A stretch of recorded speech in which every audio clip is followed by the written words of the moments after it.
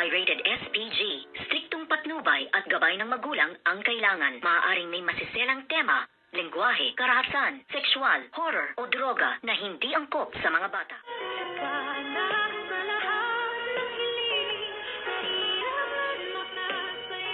Good morning and welcome sa aking munting channel. Nagkakagulo na nga ang lahat nang akyatin nga nitong si Dr. Carlos Benitez ang billboard ng Apex Medical Hospital.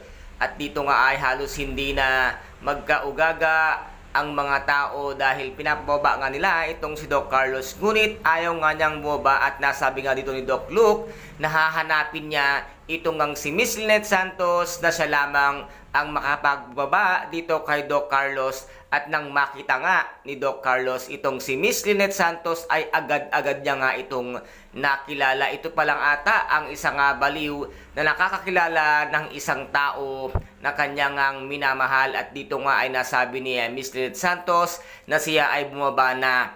At nasabi naman dito ni Doc Carlos na siya raw ay lilipad.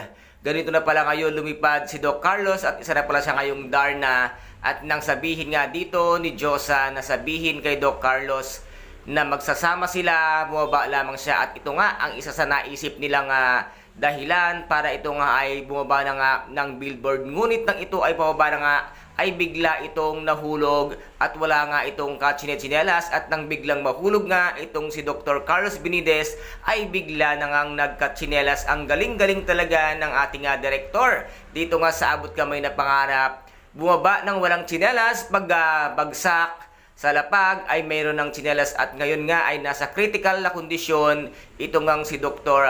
Carlos Benitez. At nang malaman nga ito ni Doc RJ ay agad-agad nilang pinuntahan kasama nga si Giselle. At dito nga ay nakikinig itong bruhang si Zoe na wala lang ginawa kung hindi rin puro kasamaan. At dito nga rin ay umabot na sa kaalaman nga ni Harry ang totoong nangyari sa kanyang dad Carlos. Kaya't kinausap niya nga itong si Miss Lynette Santos na kung maaari nga daw ay itakas nila ang kanyang dad Carlos.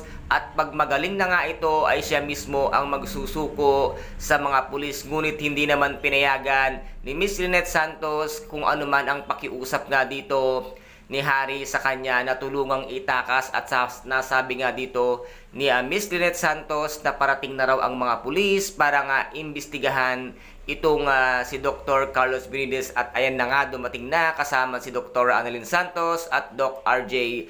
At nasabi nga nila na ano ang dahilan. At nasabi nga niya na ikukulong daw ba ang kanyang dad. At nasagot naman ni Dr. Annalyn Santos ang kanyang katanungan na hindi nandyan siya para bantayan.